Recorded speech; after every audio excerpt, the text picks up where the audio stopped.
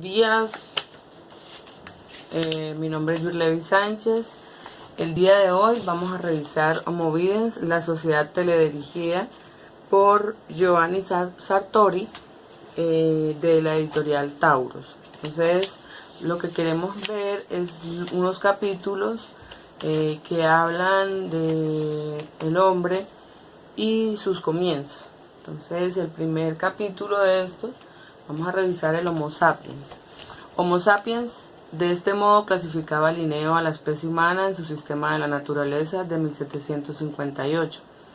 Fisiológicamente, el Homo sapiens no posee nada que lo haga único entre los primates, el género al que pertenece la raza humana. Lo que hace único al Homo sapiens es su capacidad simbólica, lo que indujo a Ernest Cassirer a definir el hombre como un animal simbólico. Cassirer lo explica así: el hombre no vive en un universo puramente físico, sino en un universo simbólico. Lengua, mito, arte y religión son los diversos hilos que componen el tejido simbólico. Cualquier progreso humano en el campo del pensamiento y de la experiencia refuerza este tejido. La definición del hombre como animal racional no ha perdido nada de su valor, pero es fácil observar que esta definición es una parte del total, porque al lado del lenguaje conceptual hay un lenguaje del sentimiento. Al lado del lenguaje lógico o científico está el lenguaje de la imaginación poética.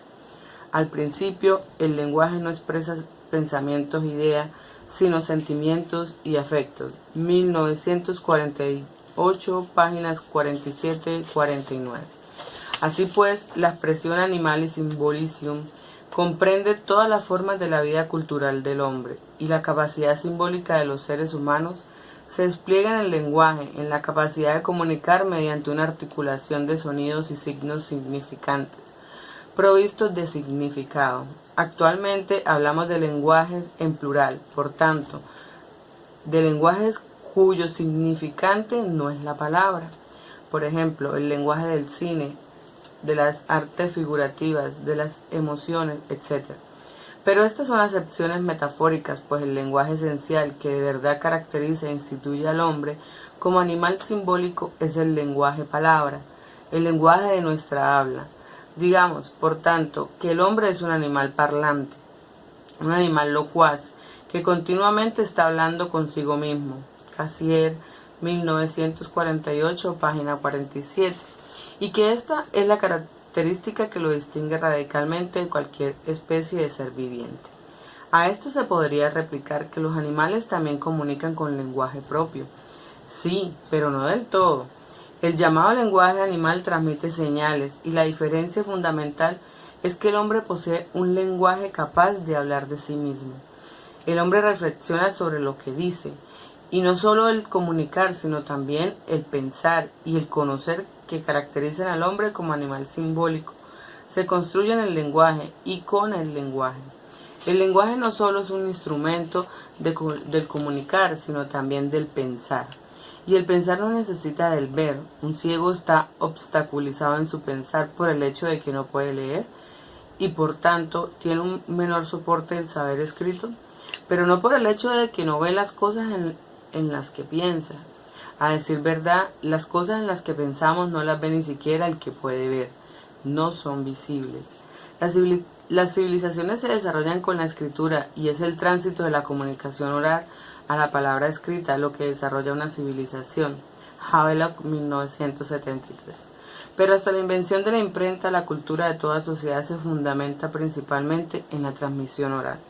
Hasta que los textos escritos son reproducidos a mano por amanuenses, no se podrá hablar aún del hombre que lee.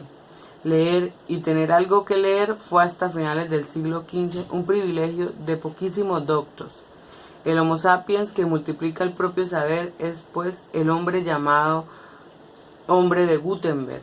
Es cierto que la Biblia impresa por Gutenberg entre 1452 y 1455 tuvo una tirada, que para nosotros hoy es risible, de 200 copias. Pero aquellas 200 copias se podían reimprimir, se habían producido el salto tecnológico. Así pues, es con Gutenberg con quien la transmisión escrita de la cultura se convierte en algo potencialmente accesible a todos. El progreso de la reproducción impresa fue lento pero constante y culmina entre los siglos XVIII y siglos XIX, con la llegada del periódico que se imprime todos los días, el diario. Al mismo tiempo, desde mediados del XIX en adelante comienza un nuevo y diferente ciclo de avances tecnológicos. En primer lugar, la invención del telégrafo, después la del teléfono, de Alexander Graham Bell. Con estos dos inventos desaparecía la distancia y empezaba la era de las comunicaciones inmediatas. La radio, que también eliminaba distancias, añade un nuevo elemento, una voz fácil de difundir en todas las casas. La radio es el primer gran difusor de comunicaciones, pero un difusor que no menoscababa la naturaleza simbólica del hombre, ya que como la radio habla, difunde siempre cosas dichas con palabras. De modo que libros, periódicos, teléfonos, radio, son todos ellos en concordancia elementos portadores de comunicación lingüística. La ruptura se produce a mediados de nuestro siglo con la llegada del televisor y de la televisión. La televisión, como su propio nombre indica, es ver desde lejos, tele, es decir, llevar ante los ojos de un público de espectadores cosas que pueden ver en cualquier sitio, desde cualquier lugar y distancia. Y en la televisión el hecho de ver prevalece sobre el hecho de hablar, en el sentido de que la voz del medio de un hablante es secundaria. Esta está en función de la imagen, comenta la imagen, y en consecuencia el telespectador es más un animal vidente que un animal simbólico. Para él las cosas representadas en imágenes cuentan y pesan más que las cosas dichas con palabras. Y esto es un cambio radical de dirección, porque mientras que la capacidad simbólica distancia al Homo sapiens del animal, el hecho de verlo lo acerca a sus capacidades ancestrales, al género al que pertenece la especie del Homo sapiens. El progreso tecnológico. Todo progreso tecnológico en el momento de su aparición ha sido temido e incluso rechazado. Y sabemos que cualquier innovación molesta porque cambia los órdenes constituidos. Pero no podemos ni debemos generalizar. El invento más protestado fue históricamente el de la máquina industrial. La aparición de la máquina provocó un miedo profundo porque, según se decía, sustituía al hombre. Durante 2 siglos esto no ha sido cierto, pero era verdad entonces, y sigue siéndolo ahora que el coste humano de la primera revolución industrial fue terrible. Aunque la máquina era imparable y a pesar de todos los inmensos beneficios que ha producido, aún hoy las críticas a la civilización de la máquina se relacionan con verdaderos problemas. En comparación con la revolución industrial, la invención de la imprenta y el progreso de las comunicaciones no han encontrado hostilidades relevantes. Por el contrario, siempre han aplaudido y casi han gozado de eufóricas previsiones. Cuando apareció el periódico, el telégrafo, el teléfono y la radio, dejó en suspenso el caso de la televisión. La mayoría les dio la bienvenida como progresos favorables para la difusión de información, ideas y cultura. En este contexto, las objeciones y los temores no han atacado a los instrumentos, sino a su contenido. El caso emblemático de esta resistencia, repito, no contra la comunicación, sino contra lo que se comunicaba, fue el caso de la gran enciclopedia, la Enciclopédie de Diderot, cuyo primer tomo apareció en 1751. Fue prohibida e incluida en el índice en 1759, con el argumento de que escondía una conspiración para destruir la religión y debilitar la autoridad del Estado. El Papa Clemente XII llegó a decretar que todos los católicos que poseyeran ejemplares debían dárselos a un sacerdote para que los quemara, so pena de excomunión. Pero a pesar de esta excomunión y el gran tamaño y el coste de la obra, 28 volúmenes sin folio realizados a una mano, se imprimieron entre 1751 y 1789, cerca de 24.000 copias de la enciclopedia, un número realmente colosal para la época. El progreso de los ilustrados fue incontenible y no debemos confundir nunca el instrumento con sus mensajes. Los mensajes de los medios de comunicación con los contenidos que comunican. El nexo es este: sin el instrumento de la imprenta nos hubiéramos quedado sin enciclopedia y por tanto sin ilustración. Volvamos a la instrumentalización. Incluso cuando un progreso tecnológico no suscita temores importantes, todo invento da lugar a previsiones sobre sus efectos, sobre las consecuencias que producirá. No es cierto que la tecnología de las comunicaciones haya suscitado previsiones catastróficas, más bien ha sucedido lo contrario, pero es verdad que con frecuencia nuestras previsiones no han sido muy acertadas. En este sentido, pues lo que ha sucedido no estaba previsto. Tomemos el caso de la invención del telégrafo. El problema que nadie advirtió a tiempo era que el telégrafo atribuía un formidable monopolio sobre las informaciones a quien instalaba primero los cables. De hecho, en Estados Unidos, la Western Union, monopolio del servicio telegráfico, y la Associated Press, la primera agencia de noticias, se convirtieron enseguida en aliados naturales. Y esta alianza prefabricada, por así decirlo, los periódicos, porque era la Associated Press la que establecía cuáles eran las noticias que había que dar, y la Western Union la que hacía llegar el noticiario a una velocidad increíble. De modo diligente e inesperado, este problema se resolvió eo ipso por el teléfono, un cable más que, sin embargo, permitía a cada usuario comunicar lo que quería. También la radio ha tenido efectos secundarios no previstos, por ejemplo, la musicalización de nuestra vida cotidiana, además del gran lanzamiento de deportes que podían ser narrados como el fútbol. Y la televisión, hemos llegado al punto importante. Hasta la llegada de la televisión a mediados de nuestro siglo, la acción de ver del hombre se había desarrollado en dos direcciones. Sabíamos engrandecer lo más pequeño con el microscopio y sabíamos ver a lo lejos con el binóculo y aún más con el telescopio. Pero la televisión nos permite verlo todo, sin tener que movernos. Lo visible nos llega a casa prácticamente gratis desde cualquier lugar. Sin embargo, no era suficiente. En pocas décadas, el progreso tecnológico nos ha sumergido en la edad cibernética, desbancando, según dicen, a la televisión.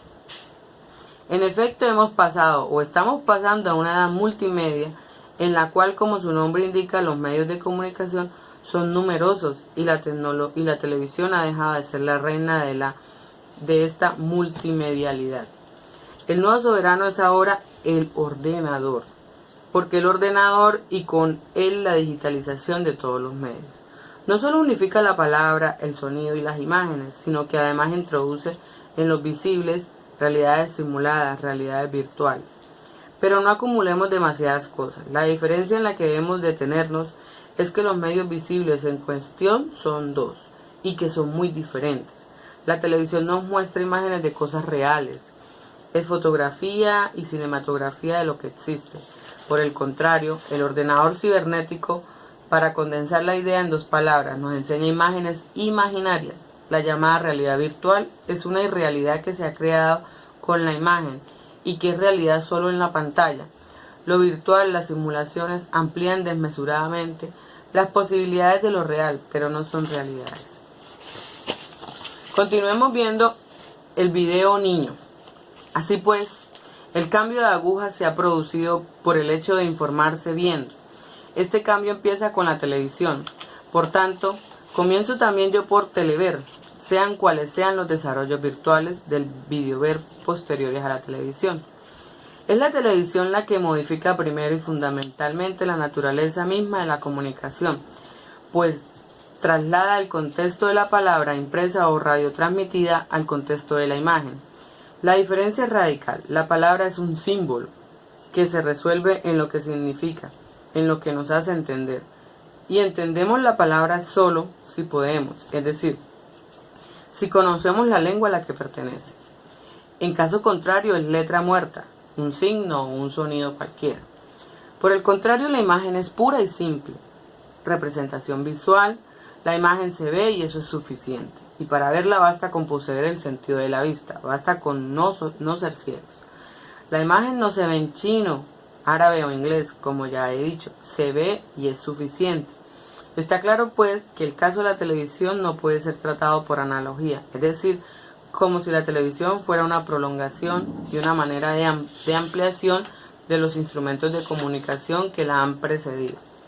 Con la televisión nos aventuramos en una novedad radicalmente nueva. La televisión no es un anexo, es sobre todo una sustitución que modifica sustancialmente la relación entre entender y ver. Hasta hoy día, los acontecimientos del mundo se nos relataban por escrito. Actualmente se nos muestran, y el relato, su explicación, está prácticamente solo en función de las imágenes que aparecen en la pantalla. Si esto es verdad, podemos deducir que la televisión está produciendo una permutación, una metamorfosis, que revierte en la naturaleza misma del Homo sapiens. La televisión no es solo instrumento de comunicación, es también a la vez paideia, un instrumento antropogenético, un medium que genera un nuevo antropos, un nuevo tipo de ser humano. Esta es la tesis, o si se prefiere la hipótesis, en la que se centra todo el libro, y sobre la cual obviamente volveremos con frecuencia. Una tesis que se fundamenta como premisa en el puro y simple hecho de que nuestros niños ven la televisión durante horas y horas, antes de aprender a leer y escribir. Curiosamente se ataca esta exposición porque sobre todo, según se dice, habitúa al niño a la violencia y lo hace de adulto más violento. Digo curiosamente porque aquí un detalle del problema lo sustituye y esconde. El argumento de que un niño de menos de 3 años no entiende lo que está viendo y por tanto absorbe con más razón la violencia como un molde excitante y tal vez triunfador de vida adulta. Seguramente es cierto, pero ¿por qué limitarlo a la violencia? Por encima de todo, la verdad es que la televisión es la primera escuela del niño, la escuela divertida que precede a la escuela aburrida. Y el niño es un animal simbólico que recibe su impronta educacional en imágenes de un mundo centrado en el hecho del ver. En esta paideia, la predisposición a la violencia decía, solo un detalle del problema. El problema es que el niño es una esponja que registra y absorbe indiscriminadamente todo lo que ve, ya que no posee aún capacidad de discriminación. Por el contrario, desde el otro punto de vista, el niño formado en la imagen se reduce a ser un hombre que no lee y por tanto la mayoría de las veces es un ser reblandecido por la televisión, adicto de por vida a los videojuegos. Al principio fue la palabra, y así dice el Evangelio de Juan. Hoy se tendría que decir que al principio fue la imagen. Y con la imagen que destrona la palabra se accedía a una cultura juvenil descrita perfectamente por Alberoni en 1997. Los jóvenes caminan en el mundo adulto de la escuela, del Estado, de la profesión como clandestinos. En la escuela escuchan perezosamente lecciones que enseguida olvidan. No leen periódicos, se parapetan en su habitación con carteles de sus héroes, ven sus propios espectáculos, caminan por la calle inmersos en su música, despiertan solo cuando se encuentran en la discoteca por la noche, que es el momento en el que por fin saborean la ebriedad de apiñarse unos con otros, la fortuna de existir como único cuerpo colectivo danzante. No podría describir mejor al videoniño, es decir, el niño que ha crecido ante un televisor. ¿Este niño se convierte algún día en adulto? Naturalmente que sí, a la fuerza. Pero se trata siempre de un adulto sordo de por vida a los estímulos de la lectura y del saber transmitidos por la cultura escrita. Los estímulos ante los cuales responde cuando es adulto son casi exclusivamente audiovisuales. Por tanto, el videoniño no crece mucho más. A los 30 años es un adulto empobrecido, educado por el mensaje, la cultura, que rollazo, de Ambra Angiolini, Le Femme Prodige, que animaba las vacaciones televisivas. Es pues un adulto marcado durante toda su vida por una atrofia cultural. El término cultura posee dos significados, en su acepción antropológica y sociológica. Quiere decir que todo ser humano vive en la esfera de su cultura.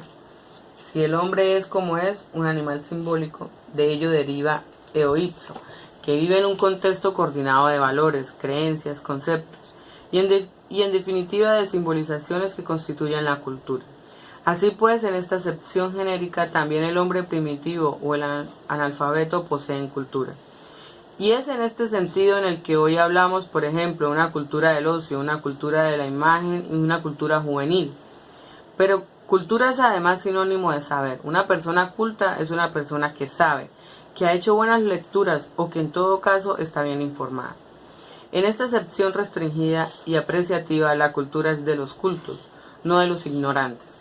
y este es el sentido que nos permite hablar sin contradicciones de una cultura de la incultura y asimismo de atrofia y pobreza cultural.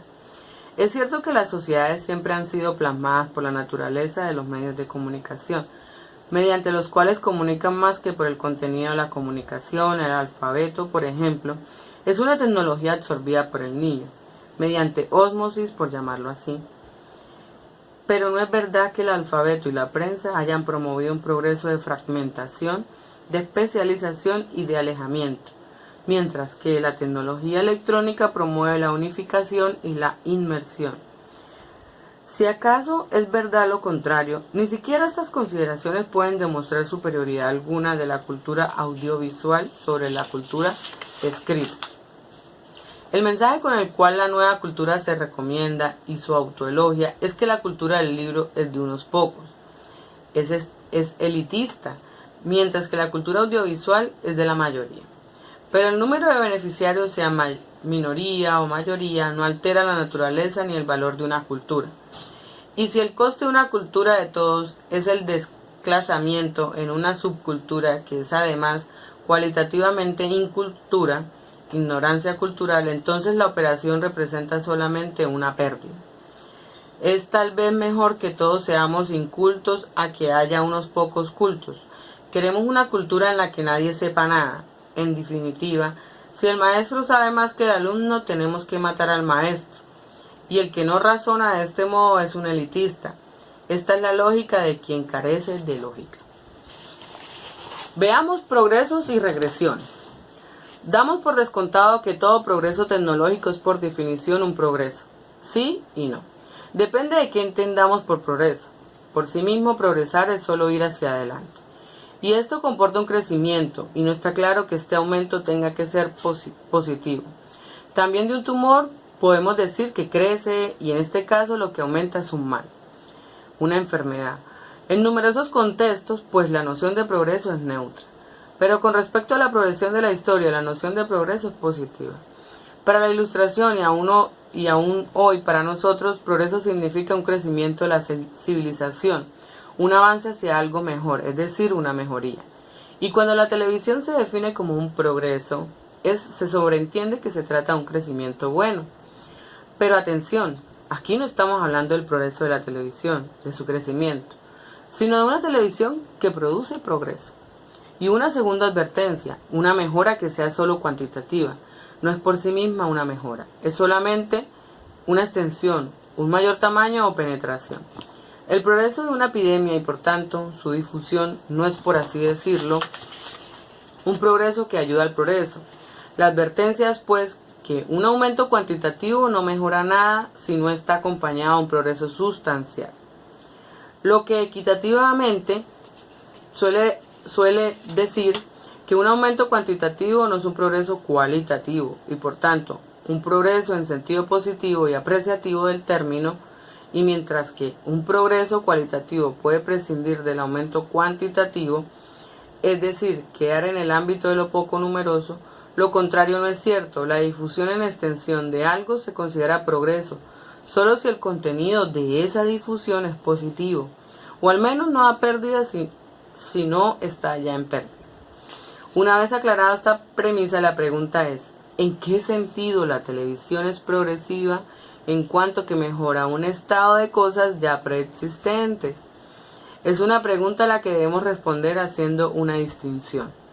La televisión beneficia y perjudica, ayuda y hace daño. No debe ser exaltada en bloque, pero tampoco puede ser condenada indiscriminadamente.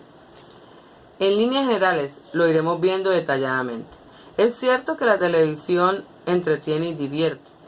El homo ludens, el hombre como animal, que goza, que le encanta jugar, nunca ha estado tan satisfecho y gratificado en toda su historia, pero este dato positivo concierne a la televisión, espectáculo.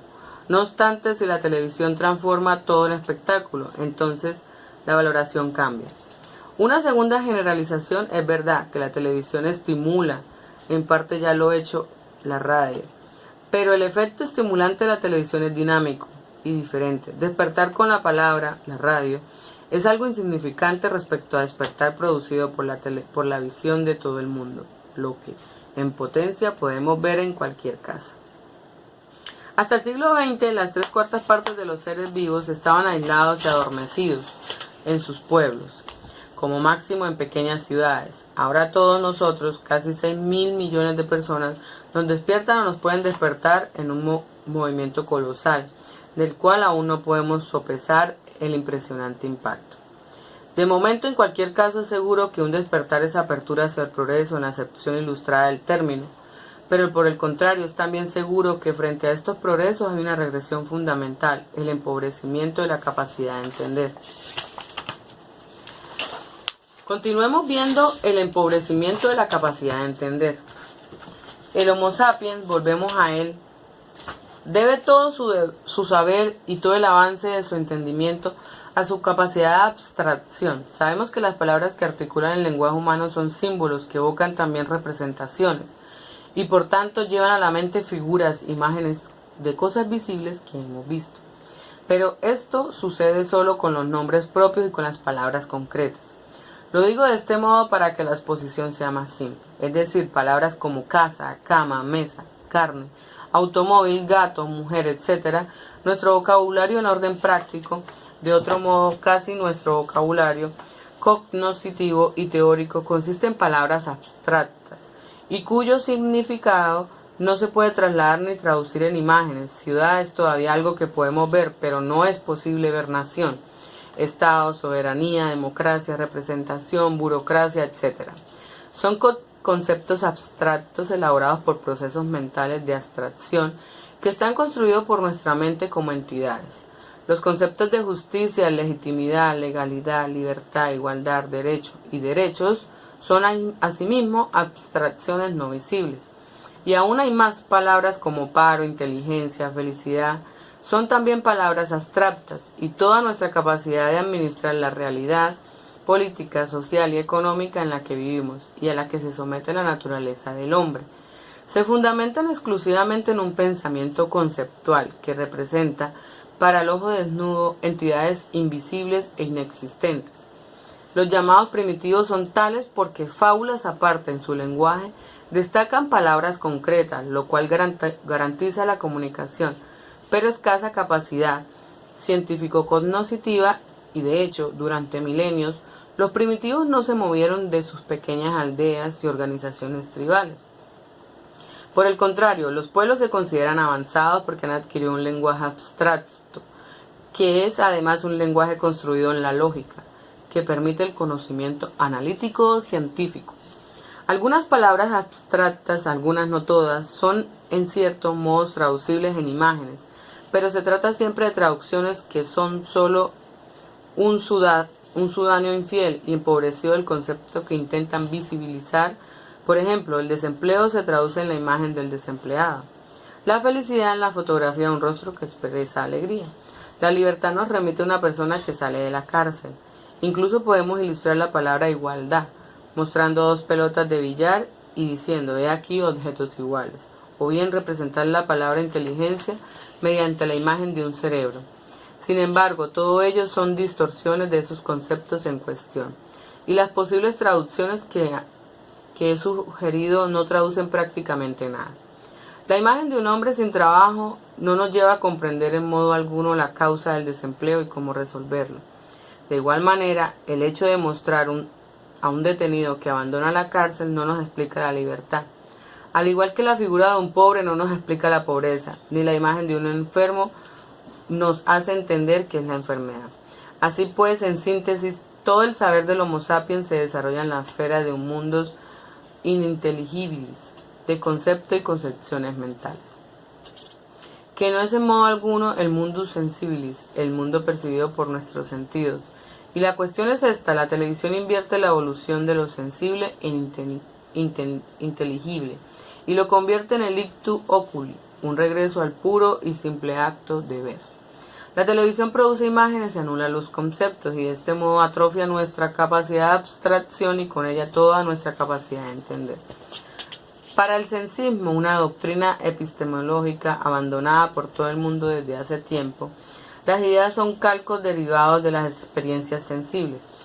Pero es al revés, la idea, escribía Kant, es un concepto necesario de la razón al cual no puede ser dado en los sentidos ningún objeto adecuado. Por tanto, lo que nosotros vemos o percibimos concretamente no produce ideas, pero sí se infiere en ideas o conceptos que lo encuadran y lo significan, y este es el proceso que se atrofia cuando el Homo sapiens es suplantado por el Homo videns. En este último, el lenguaje conceptual abstracto es sustituido por el lenguaje perceptivo, concreto, que es infinitamente más pobre no solo en cuanto a palabras, al número de palabras, sino sobre todo en cuanto a la riqueza de significado, es decir, de capacidad connotativa. Miremos ahora las contradeducciones. La acusación es grave, y uno de mis intentos de exponerla en toda su gravedad es ver de qué modo los acusados, sean videodefensores o multimedialistas, la saben rebatir. La respuesta ritual es que todo hallazgo tecnológico se ha tapado con inquisidores que siempre se han equivocado, pero ya hemos visto que esta respuesta es falsa. ¿Quién maldijo el invento de la imprenta? ¿Quién ha condenado el telégrafo y el teléfono? La invención de la radio deslumbró a todos. Responder invocando inexistentes satanizadores es pues una respuesta vacía que va del problema propuesto. Una segunda respuesta es que lo inevitable es aceptado. Estoy de acuerdo. La llegada de la televisión y después de la tecnología multimedia es absolutamente inevitable, pero por el hecho de ser inevitable no debe aceptarse a ciegas. Una de las consecuencias imprevistas de la sociedad industrial ha sido la polución, la intoxicación del aire y del ambiente. Y la polución es algo inevitable que estamos combatiendo.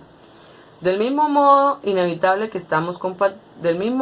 el desarrollo de la era nuclear trajo como consecuencia la bomba atómica que pudo exterminarnos a todos, y esto fue inevitable. A pesar de ello, numerosas personas están en contra de la producción de energía nuclear. Y el progreso tecnológico no se puede detener, pero no por ello se nos puede escapar de las manos, ni debemos darnos por vencidos negligentemente.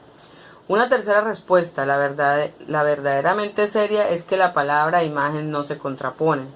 Contrariamente, en cuanto vengo afirmando, entender mediante conceptos y entender a través de la vista se combinan en una suma positiva, reforzándose o al menos integrándose el uno en el otro. Así pues, la tesis es que el hombre que lee y el hombre que ve, la cultura escrita y la cultura audiovisual, dan lugar a una síntesis armoniosa. A ello respondo que si fuera así, sería perfecto. La solución del problema debemos buscarla en alguna síntesis armónica, aunque de momento los hechos desmienten, de modo palpable, que el hombre que lee y el Homo videns se están integrando en una suma positiva. La relación entre los dos, de hecho, es de suma negativa, como un juego en el cual pierden todos. El dato de fondo es el siguiente: el hombre que lee está decayendo rápidamente, bien se trate del lector de libros como el lector de periódicos. En España como en Italia, un adulto de cada dos no lee ni siquiera un libro al año. En Estados Unidos, entre 1970 y 1993, los diarios perdieron casi una cuarta parte de sus lectores. Por más que se quisiera afirmar que la culpa de este veloz descenso es la mala calidad o la equivocada adaptación de los periódicos a la competencia televisiva, esta explicación no es suficientemente aclaratoria.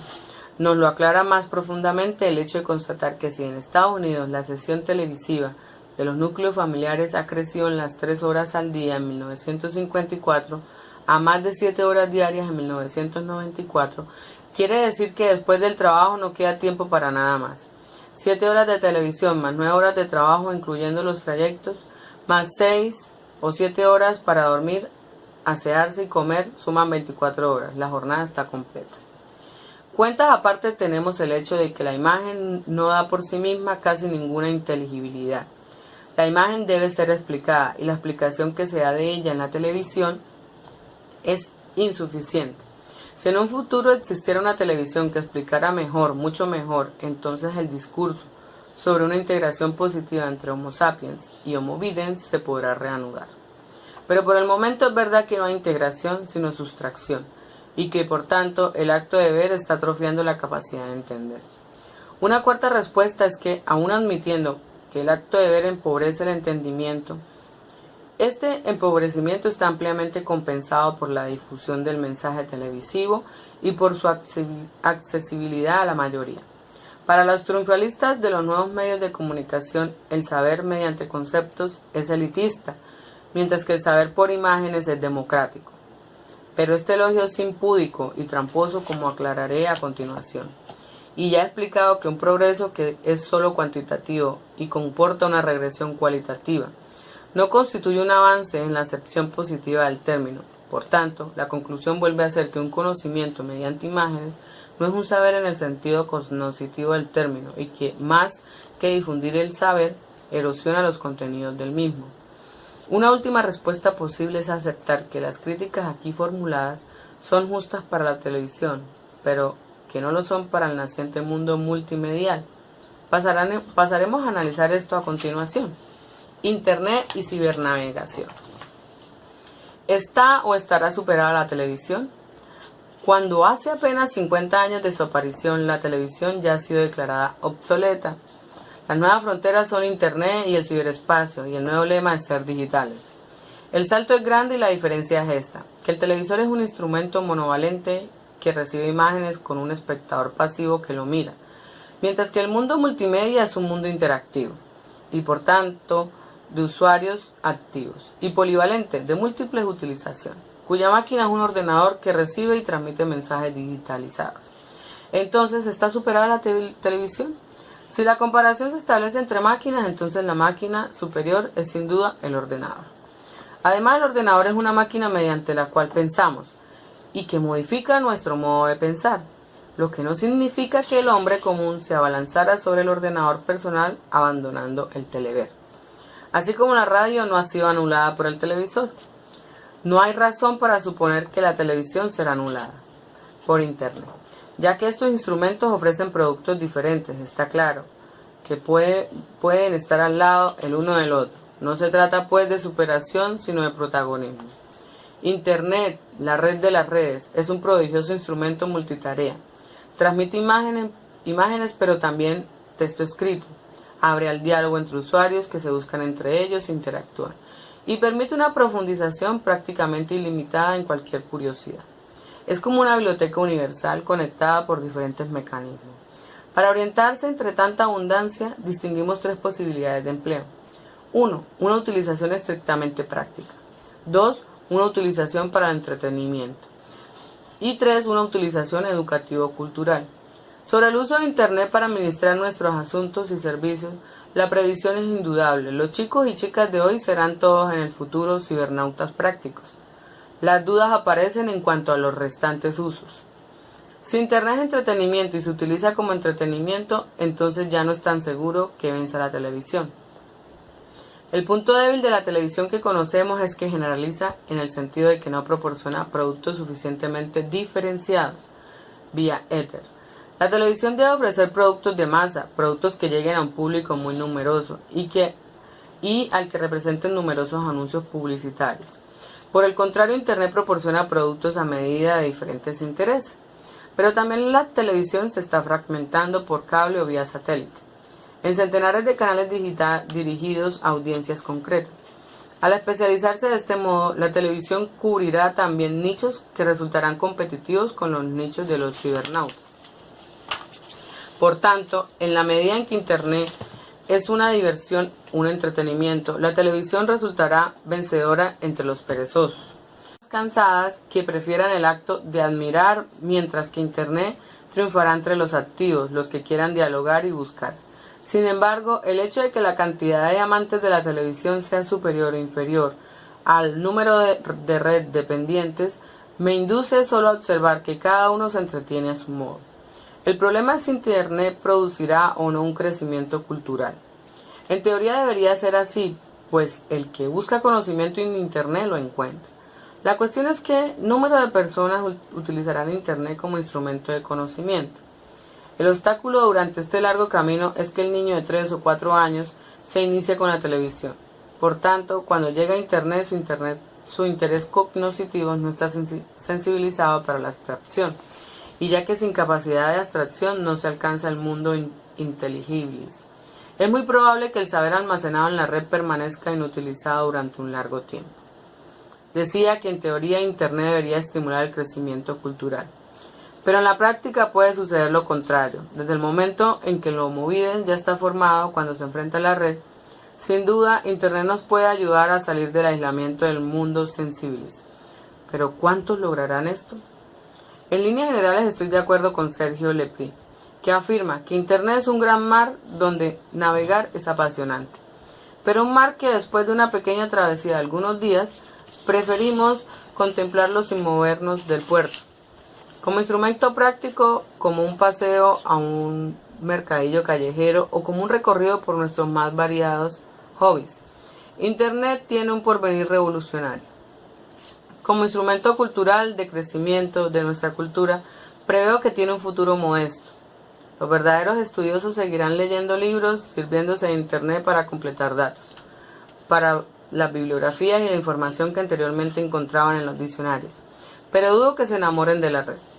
Observa Furio Colombo, el Edén de la red está al otro lado de una cancela que está abriendo solamente para unos pocos. Diferentes jerarquías de cerebros manejarán los ordenadores, jugarán y experimentarán con ellos. Para los excluidos queda el juego interactivo, para llenar un inmenso tiempo libre. Y aquí debemos llamar la atención, los pocos de Furio Colombo no son hombres de cultura, son más bien adictos a su trabajo. Los nuevos señores de los medios de comunicación y de la nueva nomenclatura del mundo de los ordenadores. Para el hombre de cultura la salvación no consiste en traspasar la cancela que lleva al Edén de la red, sino más bien la cancela que lo protege de la avalancha de mensajes, porque el individuo se puede asfixiar en Internet y por Internet. Disponer de demasiada oferta hace estallar la oferta, y si estamos inundados de mensajes podemos llegar a ahogarnos en ellos. Afirmo de nuevo que las posibilidades de Internet son infinitas, para bien y para mal. Son serias positivas cuando el usuario utiliza el instrumento para adquirir información y conocimientos, es decir, cuando se mueva por genuinos intereses intelectuales, por el deseo de saber y de entender. Pero la mayoría de los usuarios de Internet no es, y preveo que no será, de esta clase. La paideia del video hará pasar a Internet a analfabetos culturales que rápidamente olvidarán lo poco que aprendieron en la escuela, y por tanto analfabetos culturales que matarán su tiempo libre en Internet, en compañía de almas gemelas, deportivas, eróticas o de pequeños hobbies. Para este tipo de usuario, Internet es sobre todo un terrific way to waste time, un espléndido modo de perder el tiempo, invirtiéndolo en futilidades.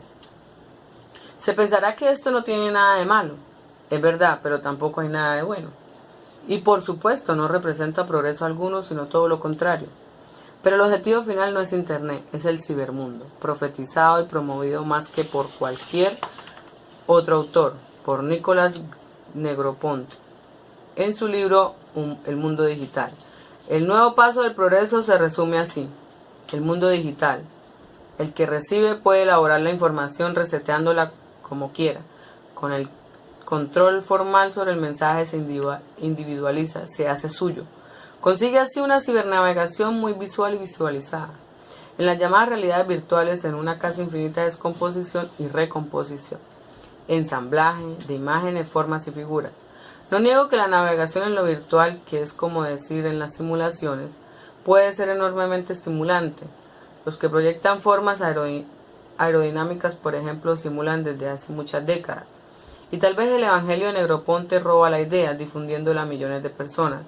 A los especialistas que han empleado técnicas de simulación desde que disponen de procesadores, sea como fuere. Son una especie de videojuego y si toman esta navegación demasiado en serio, los cibernautas comunes corren el riesgo de perder el sentido de la realidad, es decir, los límites entre lo verdadero y lo falso, entre lo existente y lo imaginario. Para ello todo se convierte en una trampa de manipulación y todo puede ser manipulado y falseado. Pero como las realidades virtuales son juegos que no tienen probabilidades de convertirse en realidades materiales, el negropontismo puede llegar a generar un sentimiento de potencia alienado y frustrado, y en el extremo opuesto un público de eternos niños soñadores en que transcurren toda la vida en mundos imaginarios. La facilidad de la era digital representa la facilidad de la droga. Terminaremos todos siendo digeneracionales y en el cibermundo que no. Negroponte es realmente el aprendiz de brujo del postpensamiento. En el mundo que él promueve y elogia, es la máquina la que hace todo. Él finge que no es así, contándonos que el mundo multimedia cibernético es un mundo gobernado por una lógica circular, sin centro alguno. Ya no es un mundo gobernado por una lógica lineal y de concatenación casual. Suena bien, pero no significa nada, porque lógica circular es solo una metáfora. Pero como lógica no existe, la lógica establece las reglas del pensamiento correcto, que si acaso son reglas de concatenación deductiva, no de concatenación casual. Y la noción de centro pertenece a la lógica cuando las nociones de derecha e izquierda pertenecen a las matemáticas. Por tanto, la circularidad de Negroponte evoca solo un cúmulo de disparates en uno de sus comentarios al infierno de Dante.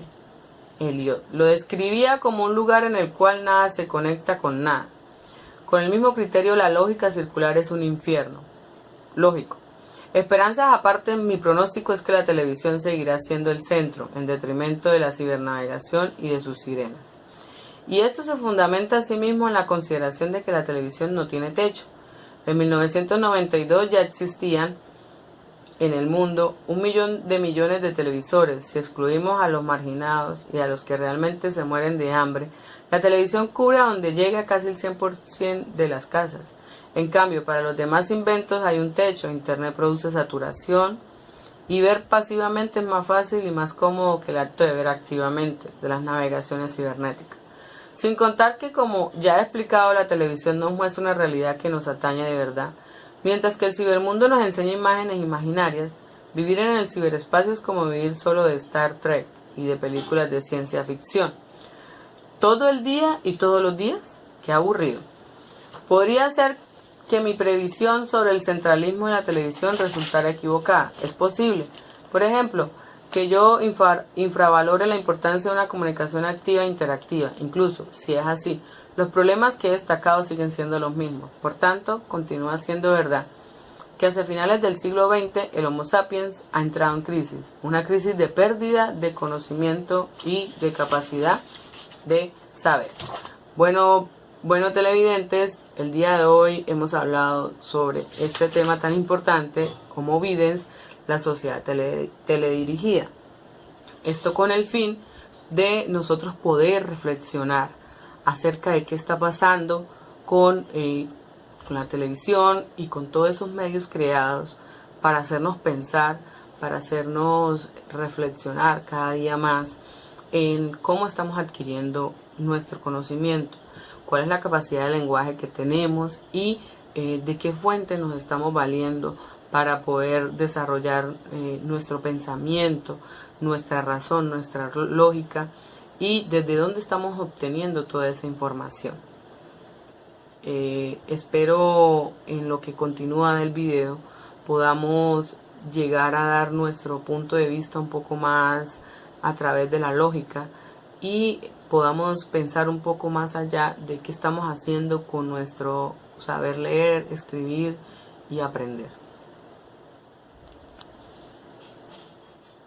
Entonces, mirando la importancia de los medios de comunicación, vemos que el Homo videns, Homo sapiens, tiene diferentes formas de adquirir el conocimiento.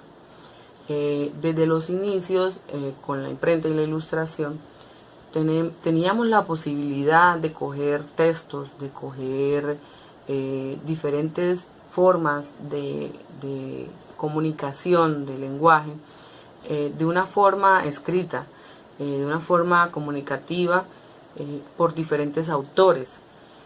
No solamente autores, sino también teníamos el periódico que nos llevaba a explorar en mundos de los libros, en los mundos de revistas, para poder extraer el conocimiento. Y esto nos llevaba un poco más a hacerlo más lúdico, más pensante, más integrador, porque comprendía la concentración de nosotros como seres humanos a través de la vista, a través del oído y a través de la concentración. Esto hacía que nuestra mente pensara un poco más de razón, un poco más de lógica. Pero a medida que fue pasando el tiempo y con la creación del telégrafo, la radio, ya el conocimiento no solamente era de forma escrita, sino también era auditiva. Y esto permitía que se desarrollaran nuevas habilidades para el ser humano a través de la adquisición o la abstracción del lenguaje. Pero ¿qué pasa?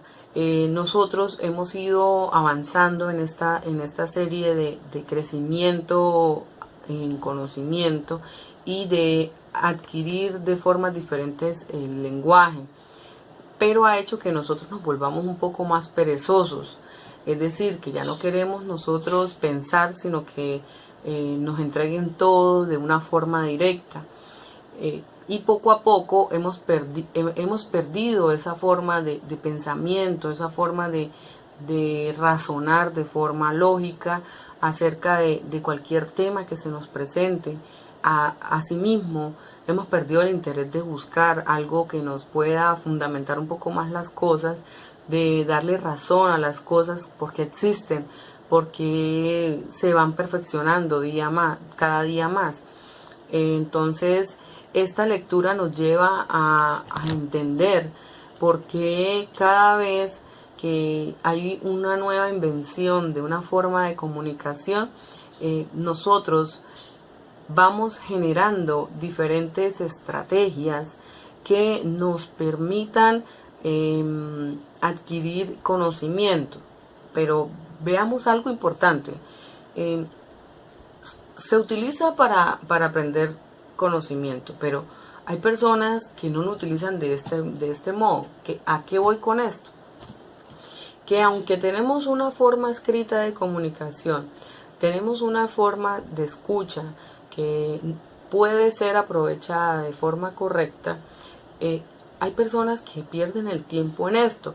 Es decir, se consumen tanto en la parte auditiva que dejan de un lado la parte escrita, la parte del leer, la parte del aprender. El leer va unido a la escritura, que es lo que no se está haciendo. Entonces estas personas que están consumidas en la escucha pierden su tiempo en música, en cosas que no tienen sentido para el ser humano. Ahora, si miramos que no solamente es la escucha, que no solamente es el telégrafo, que no solamente son los libros, ahora viene algo peor, que la creación de la televisión. Ahora dejamos solamente de leer para que nos representen en imágenes todo lo que nos quieren vender a nosotros. Es decir, la comunicación como en forma de televisión es buena. El problema es que no podemos aceptar todo aquello que nos están transmitiendo por el televisor, por el medio televisivo. A ver, si a nosotros nos quieren representar la alegría, nos venden a alguien casándose, nos venden a alguien viviendo un viaje y demás. Pero a nosotros, ¿quién nos dice que detrás de esa persona sí hay esa alegría? Ahora, si nos representan la pobreza, entonces nos la quieren representar con personas pidiendo en las calles, con personas mendigando. ¿Y quién nos dice que realmente esa persona sea pobre y no es un actor haciendo estas cosas? Entonces, lo que tenemos es que aprender qué cosas de la televisión realmente nos sirven para adquisición del conocimiento, para que nos ayuden a razonar, nos ayuden a pensar, diferente a aquellas personas que se dedican a la televisión de forma que para aprender, para adquirir el conocimiento, para mejorar el lenguaje, para desarrollar habilidades cognitivas que permitan transmitir a otros las cosas que realmente nos sirven de ese mensaje televisivo que nos están brindando a partir de arte, a partir de conocimiento, a partir del lenguaje. Y vemos que hoy día la sociedad y sobre todo los niños, es decir, niños pequeños que vienen desde sus 4 años, se sumergen mucho en el tiempo de la televisión. ¿Qué pasa? Que ellos aprenden a recibir los mensajes a forma de imágenes, como se los está vendiendo la imagen televisiva. Y no debe ser así. ¿Por qué? Porque nosotros como padres debemos ser conscientes que no solamente está esa forma de comunicación, no, sino que también el aprender leyendo es una de las cosas que nos da más conocimiento, que nos abre más la mente, que nos lleva a profundizarnos más en el pensamiento, en la lógica, en la razón, a poder discriminar y a poder dar un punto de vista desde mi propio ser. Entonces, tenemos que estar pendientes de eso, ya que sí, la televisión es importante, pero también es importante los otros medios de comunicación. Ahora imagínense el boom del momento que viene con el internet, con el computador. Ese sí que es el acabose si no se logra controlar de forma correcta. ¿Qué pasa? Que dejamos de ser homo sapiens, homo videns, homo ludens para ser controlados por un ordenador. ¿Qué pasa? Si lo utilizamos correctamente, perfecto. Tenemos varios ingresos de información, tenemos varias interacciones entre otras personas, tenemos formas de discutir nuestros pensamientos, de interactuar, de crear de pronto puntos de vista personales, de poder diseñar imágenes que podamos transmitir conocimiento, de buscar medios informativos como libros, como revistas, que nos ayuden a aumentar nuestra capacidad de pensar, nuestra capacidad de crear conocimiento. Pero ¿qué pasa? Si nosotros no controlamos el internet, viene a consumirnos, es peor que la droga, es peor que un vicio. ¿Por qué? Porque como tiene tantos medios, tantas formas de ver cómo a estas personas que pierden su tiempo con el internet, entonces les brindan videos, les brindan formas o estrategias para atacar con su vida también, que no debe ser vista sin tiempo controlado. Entonces, los cibernautas, que si se pierden en el internet, pues simplemente hay que tratar de ofrecerles otros medios de recepción de conocimiento. ¿Para qué? Para evitar que estas personas puedan perder esa noción de ser humanos, de pensar, de saber leer, de saber escribir. El internet es un arma que hay que saberlo utilizar. Debemos ser conscientes que debemos instruir a las personas para poder manejar este medio de comunicación, que es muy útil si se utiliza adecuadamente, pero si no se sabe manejar, definitivamente es nuestra peor arma en contra de todo. Entonces, amigos auditores de este video, les agradezco el tiempo que han tenido para verme. Ya al final del video pasaré un glosario con los términos desconocidos para mí durante la lectura. Realmente fue una lectura bastante productiva. Son cosas que estamos viviendo el día a día y espero que puedan entender esta disertación realizada a través de esta lectura. Yo sé que fue corta, pero realmente es un poco sustancial, es mi pensamiento y me gusta compartirlo con ustedes. Entonces, muchachos, excelente día, bendiciones, los quiero.